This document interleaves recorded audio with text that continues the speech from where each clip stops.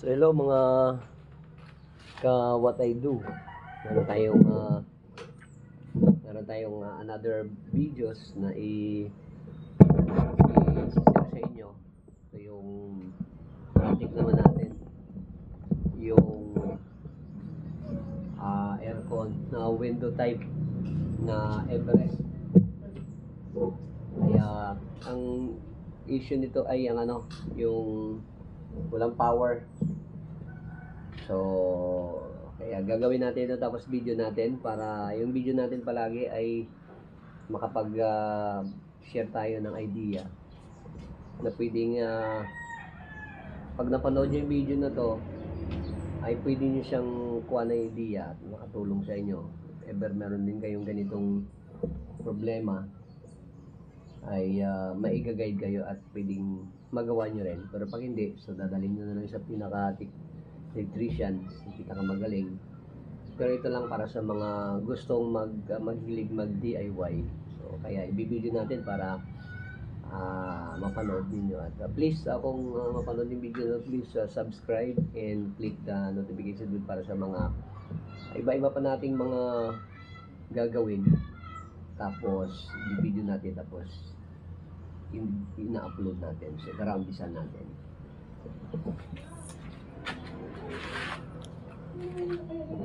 So yan. Meron pa tayong isa dito. Dalawa pa eh. Yung isa ay ito. Carrier.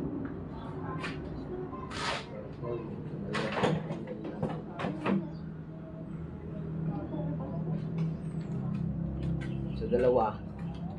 Yung ito yung isa carrier, tapos ito ay Everest. So yan. Yan natin yung ating video. So yung issue nito ay wala talagang power. So pag isaksak natin, subukan natin. So isaksak natin dahil ang issue nito ay walang power. So isaksak natin. Set up muna natin yung ating tawag yan, ating extension. So ito na. Saksak natin. Ito. Extension. So saksak natin. Yun muna natin. Yun muna. Tingnan mo yun. Pag saksak, wala mismo yung yung buzzer niya, yung tick. Dapat maririnig na yon. So wala talaga siya sa kahit anong pindot-pindot mo dito sa volume niya, sa power button niya, wala. So yun ang issue nito. Kaya gagawin natin at ibubaklasin na natin. So wala talaga saksak natin. So wala din. So yun yung issue. Turo natin kung ano yung sira dito. Okay. So ready muna natin yung ating mga gamit. Yung ating digital na mumurahing tester. Pero malaking tulong. Tapos ating analog tester na original na Sanwa, hindi sa Sanwa, is A. So maraming labas is U. Maraming nakalabas is U eh. Yan, imitation. So ready na natin.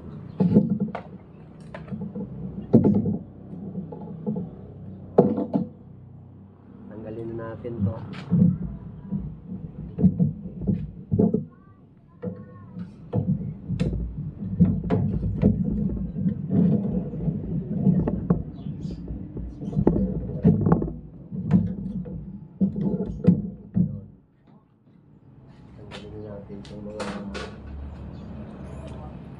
Tanggalan natin ito para makita natin sa loob. Basic din. Ito natin sa inyo. Tanggalin natin ito.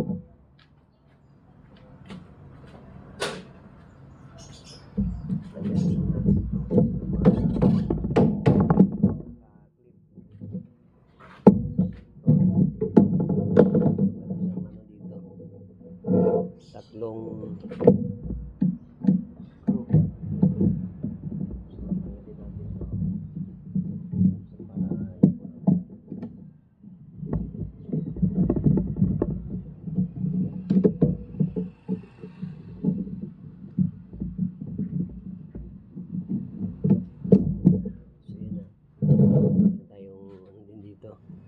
magnet para hindi magwawala-wala yung mga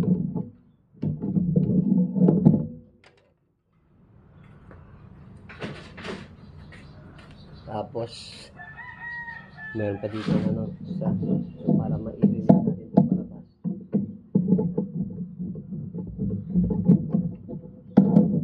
para yung mga screw natin tapos itong Everest na ito pa lang yung brand Everest ito yung brand ng ating pong ano yan o Everest na cooling system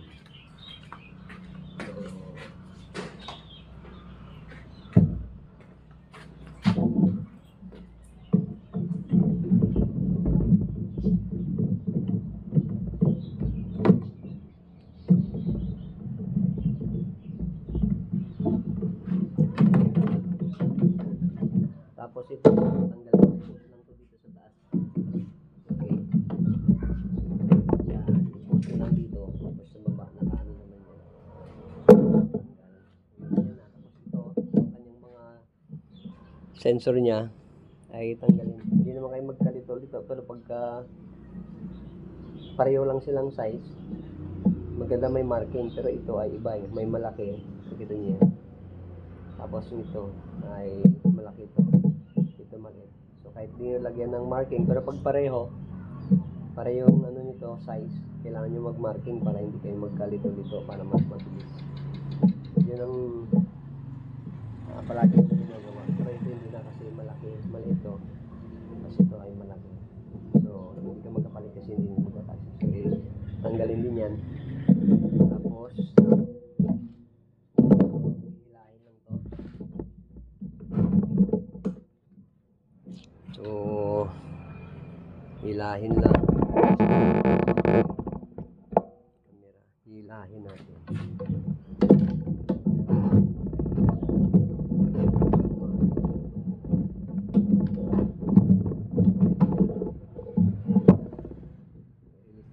so transformer type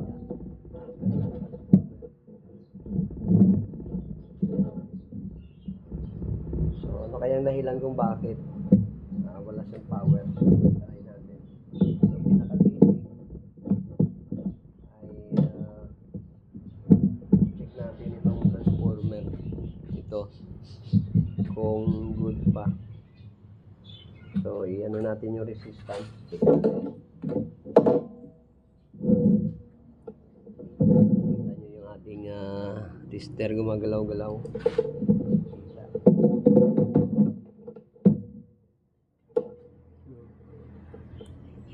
kita nyo yung tester natin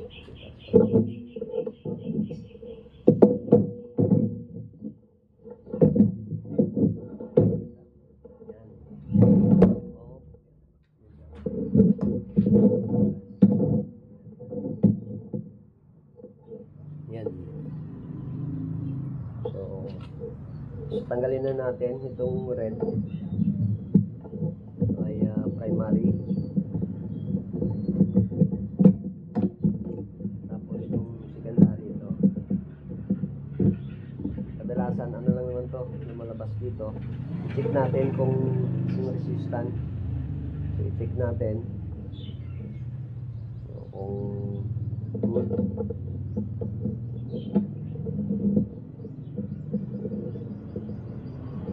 so yun meron so naliban natin dito okay changes natin check natin kung good yung ating transformer kasi dito manggagaling meron siyang Melar dito na hindi yata parang Melar capacitor type kulay green pag nakita nyo mamaya tapos pupunta sa fuse tatawid sa fuse tapos pupunta sa dito so 220 ito so mga nasa ano 12, 13, 14 volts. So i-check natin. So yan, may resistance tayo. Okay. And then ito rin. Ating secondary. Kasi wala siyang supply. Problema natin, wala siyang supply. So meron din. So bakit? Good yung ating transformer nagpalo para sure. Ang gagawin natin, isasaksak natin mismo ito. Tapos yung secondary niya, yung out niya dito, i-check natin. Yung pinaka basic, i-check natin kasi walang power yung buong system. Itong ano niya wala. So i-check natin muna kasi transformers type siya. So naka-connect doon yung kanyang primary. Secondary, check natin kung may volts, may ano dito na lumalabas. Okay, so i-check natin. I-saksak natin ngayon to. Yan. So AC. So i-set natin yung mga ano, mga digital AC. Set mo siya sa high 50 volts kasi may volts naman dito 30 volts. Check natin. Kung meron. So nakita nyo yan. Nakita nyo. Lapit natin. Yan. Digital natin. So check natin yung output. 12 or hanggang 14 volts. So check natin kung meron. So nakita nyo yan. 14, 13, 14 volts. So okay tayo sa transformer. Okay tayo dyan. So next natin na gagawin ay yung board nya. Okay. So mayroong diode doon. Tapos mayroong capacitor. So i-check natin. So yan na. Naano natin yung board. Ilabas natin. So next natin i-check dahil good yung ating transformer. Balik natin to.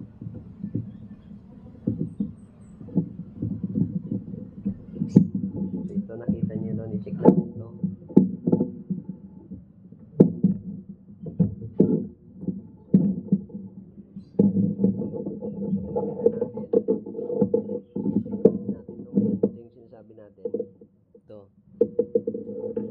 Lang doon tayo magsisimula.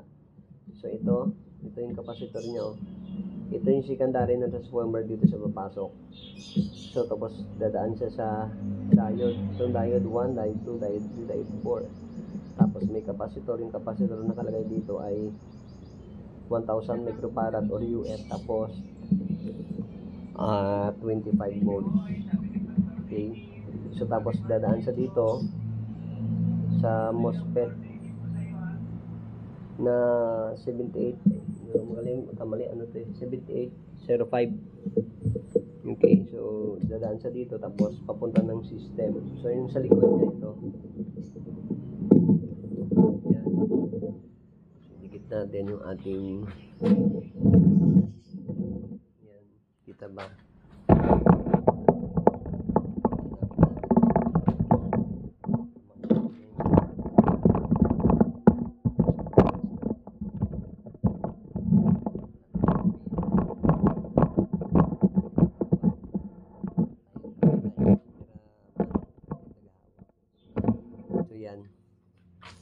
So dahil good yung transformer, next natin na gagawin, check natin to kung merong pumapasok dito. Ito yung pinaka secondary nya, output mula sa transformer na kanina nung dinisengage natin, merong 14 volts. So papasok sa dito, tapos ito yung capacitor na sinasabi natin kanina, yung kulay blue na 1000 microfarad sa 25 volts. Pero dito sa muna madadaan sa diode, itong apat na to. So i-check nyo yung diode kung may short. So dahil hindi naman sa yung fuse nya good naman, sabihin pero check natin yung diode kung bakit wala. So i-check natin, pag check ng diode ganun lang, reverse. So One ano lang kasi, anode cathode. So wala siya, ibig sabihin pag binaliktad mo, papalo yan. Yan. Kita niyo yung tester.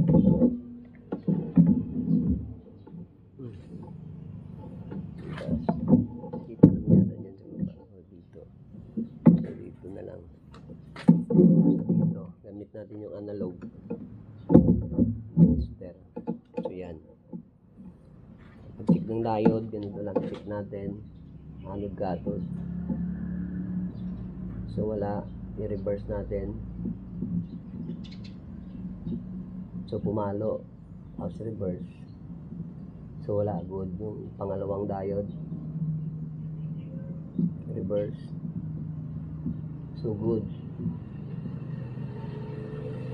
So, reverse natin.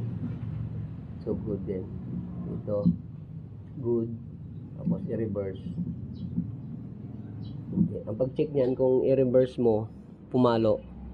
Shorted yan. Kaya good ang diode natin. Next. I-check natin ay ang capacitor. Lagay lang natin ng cover dyan. Kasi isasaksak natin. Tapos, papasahan natin ulit. Okay. So, yan. Isasaksak natin. Check tayo ng voltage. So, be sure na walang naka ano sa bakal kasi po posibleng magkaroon siya ng shortage, kaya lagyan natin yung sabit. Okay, so wala na, sure na walang nakain.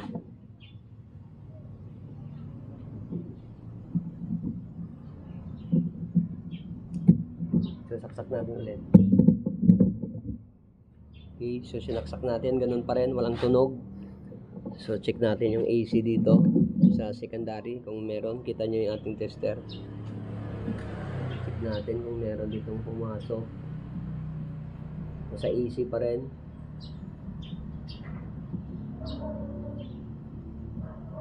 So, ito pumasok dito, 13, 14, 13, 14. So, meron dito. So, check natin next doon sa DC naman, dito na kasi dadaan dito sa diode. Ito yung diode nya. Pwesto natin yung ating camera. Maging malapit. Yan.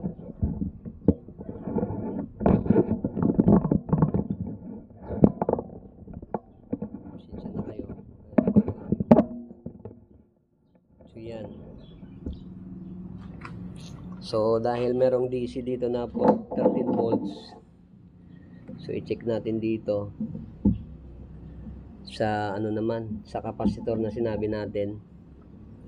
Yan, yung dalawang terminal na yan. Dahil dito merong AC, 13 volts dadaan sa diode natin. Good naman yung diode natin. So, ibig sabihin may power dito. So, subukan natin. So, ilipat natin sa DC na naman. Kasi dumaan na siya ng diode sa DC. Kita nyo ba yung tester natin? Ilipat natin sa kabila. Gamit pa rin yung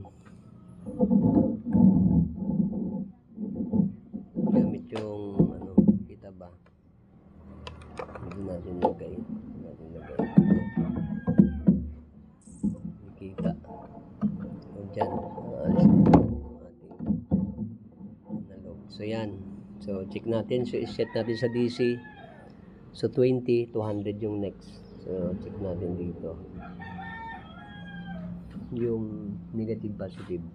Ayan. So, wala. Wala dito. So, dumaan sa diode, wala dito. Hindi umabot sa capacitor. So, i-check natin yung linya. Okay. Tanggalin muna natin yung saksakan. Alam na natin kung saan. Okay, so malapit na natin matukoy. Dahil dito yung secondary may 13 volts, dumaan dito sa yun ang basic yung gagawin nyo. Bago, ito yung system. So ito yung 7805 natin na MOSFET. Dito siya. Mula dito, ito may resistor pa, maliit. Tapos ito. Galing dito, tapos AC, DC na siya. So, kailangan merong 13 dito. So, kailangan merong 13 or 12 volts. Pupasok dun sa capacitor na 1000 microfarad tsaka 25 microfarad. 25 volts. So, wala. So, i-check natin. Dito lang tayo po-focus sa area. So, na-found out natin na meron palang missing line dito. Itong connection na to sa 1, 2, pangalawang diode na siyang kumukonekta dito sa positive ng ating capacitor. So, itong linya na to pala nawala. Dahil siguro dun sa kanyang frame na gas hanggang napatid. So, kaya walang lumalabas dito na 12 volts papunta dito sa ating MOSFET na 7805 papunta sa ating system. So, yun ang nakita natin. So, dito pa lang tayo sa transformer, sa diode, sa capacitor. Then sa pag wala kasing sa MOSFET walang supply dahil dito. So, may patid pala. So, ito nakita natin. Kita nyo yan. Yung positive line ng capacitor galing mula dito papasok sa capacitor. Wala pala may patid. So, hinangin natin. So, kuha tayo ng maliit lang na portion ng bakal.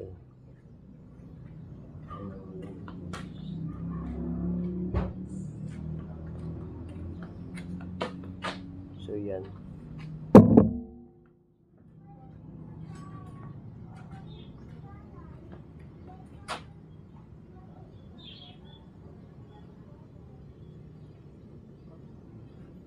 Tapos, kunin natin yung ating subukan natin. Baka ito lang yung ating trouble. So, itap natin kasi merong linya na wala. So, tanggalan natin yung saksakan. Nangin natin dito. Ayaw, uminit yung ano natin. Yun, natin sunod. Yan. So, nahinang na. Hindi natin na gagawin.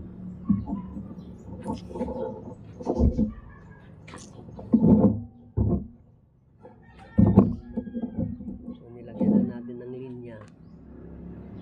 Nilagyan natin ay ibig natin. Parang hindi sumabit.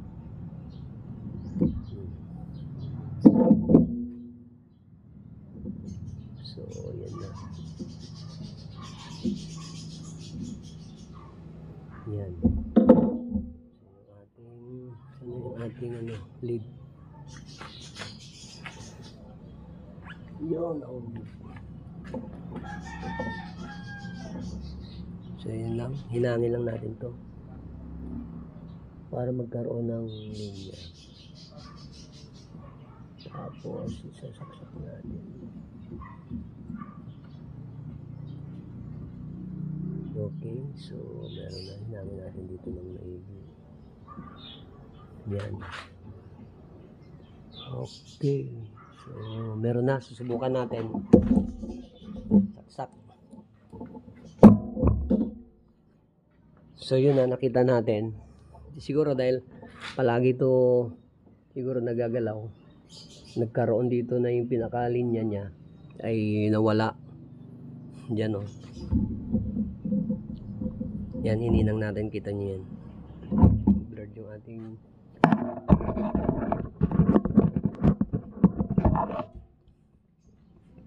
yun. Kita nyo yan. So, nilagyan na natin. Ito yung positive ng capacitor na 25 volt. As dito sa ating diode. So, papunta yan. So, wala pala ito. So, nilagyan natin ng jumper. So, subukan natin isaksak. Kung meron na. Okay. So, saksak natin. O, yun. So, tumunog na siya. Ibig sabihin, yun lang yung problema niya. So, meron na siya. So, ibalik na natin. So, tinanggal muna natin saksakan. Tapos, ibalik na natin. Okay. pinaka casing niya. So balik natin. So yun lang, ayan muna paliwanag natin. So yun lang yung ano natin, chinek natin basic. Simula tayo dun sa transformer ito. So okay pala yung transformer natin, yan okay pala. So kadalasan kasi nasisira to, either short or open, sunog na. Kaya good siya, ibig sabihin may papasok dito na 13 volts, 12 volts, so good. Tapos dito pa lang tayo. So itong kapasitor, tatawid sa MOSFET na 7805, pumunta sa system na siya naman magpapagana sa ating compressor tsaka aircon. So yun, so meron na. So dito pa lang tayo, so hindi pa tayo pumunta dito, so dito pa lang. So nagkaroon na siya ng power. Subukan natin ilalagay tapos kung gagana na talaga siya ng tuluyan. Gawin natin yun, ipit na natin. Tapos sure lang na yung mga tanggal ay balik. Kung may mga natanggal dahil sa ginalaw-galaw natin, check lang natin kung naka na ibalik.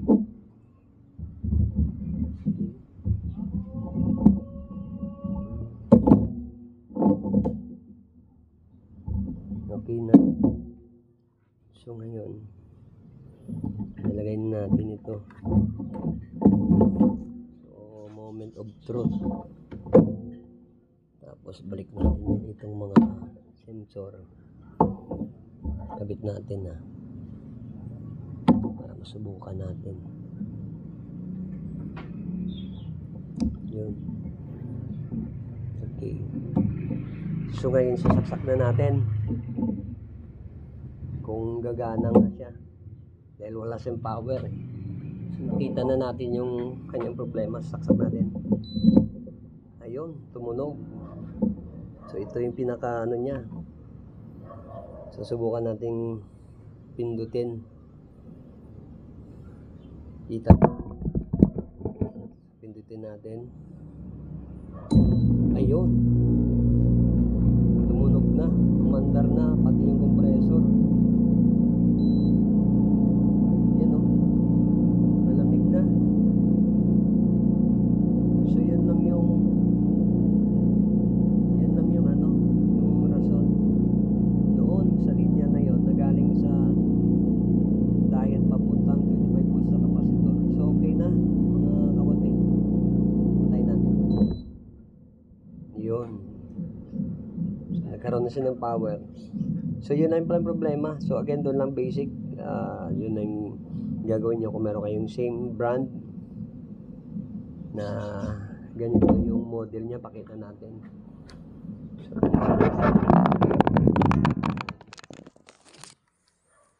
So yan yung model nya.